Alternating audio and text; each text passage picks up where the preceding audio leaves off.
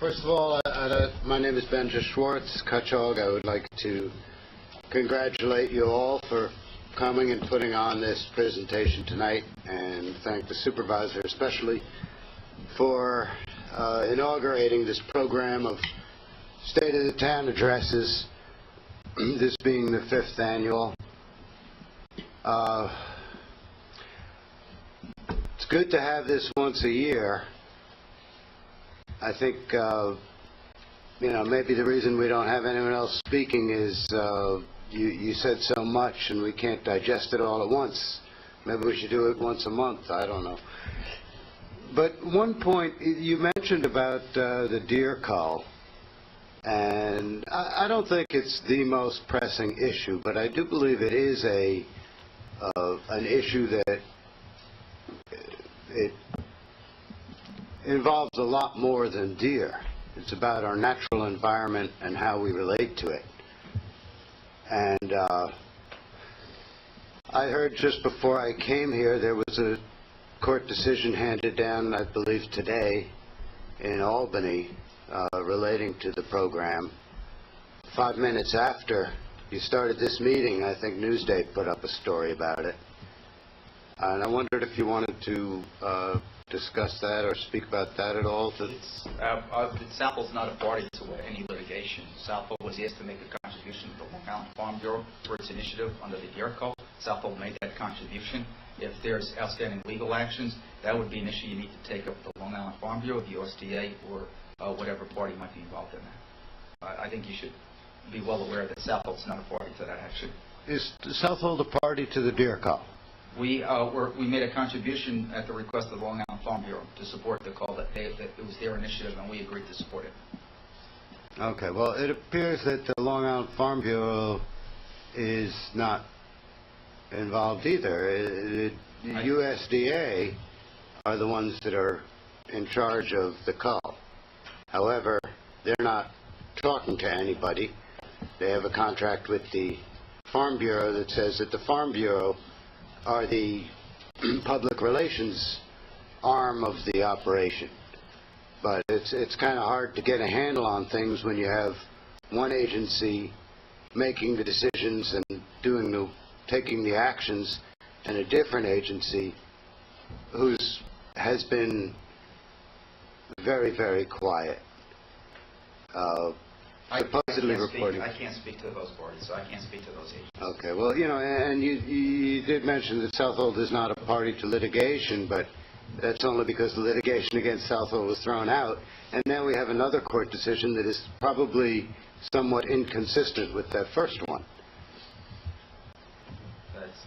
But what I'm really interested in is, where are we going from here? What's done is done.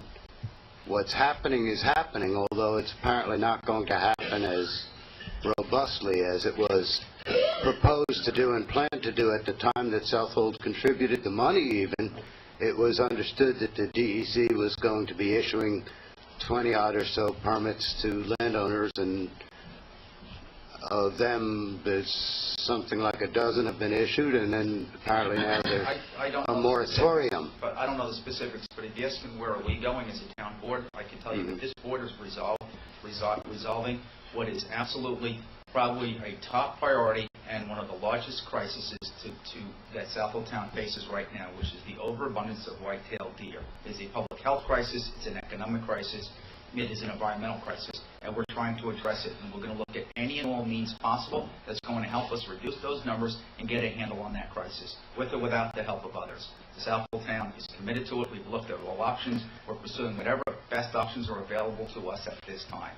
In the same time, we're recognizing that hunting is a critical component to any future effort to reduce the herd and to maintain numbers to manageable levels. We've worked with New York State Senator LaValle, Assemblyman Thiel, to get hunting restrictions eased at the town level.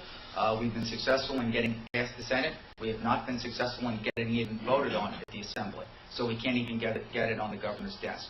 That would be a key component to a future effort to reduce the numbers. In the meantime, action needs to be taken now. Southold took the action it took based on what was best available to us from all the options on the table. Your office, I believe, has an open-door policy, but yes, apparently it's not open to myself. Oh, Benji, you're welcome to come to my No, office. I've contacted your office, and I haven't heard back from you. Usually when you call the office, you got a 50-50 chance that I'm the one answering the phone. So I can assure you that if you're in my office, that door's always open. You know what it's But did you receive the request, which I forwarded through the town attorney's office, to participate in the deer management program, a committee? We don't, all interests or all applications to be served on committees will go into the same file, and when it's time to discuss the appointments of those committees is when the time is when we take in those applications. But we don't, as a matter of policy, during the course of the year, start appointing people to various committees because they've expressed interest. Each committee has a start date and a stop date, and when the stop date comes up, when renewals come up, it's the time that we'll take to review. Okay, so the door opens and closes, but may I just finish the door by... opens, Benji. Sometimes the door says no, but, you know, the door does open. That's fine. So, if I may, I'd like to take 2 minutes to just mention that I suggested a couple of books to be purchased, and they are going in the process of being purchased by the Cutchogue Library. One of them was recommended by members of the Deer Committee, Deer Wars. It is a highly controversial and I think it's a good book, but it doesn't have any solutions. The other book, Deerland, I haven't finished yet, but it is fascinating. I highly recommend it to everyone. And I don't want to give it away, but there's sections in there where they talk about we don't need a balance of nature. There is no balance. There is no fulcrum that nature's balancing on, and nature's constantly changing and evolving. It's not in the book, but I think I'm known for being someone who goes with the flow.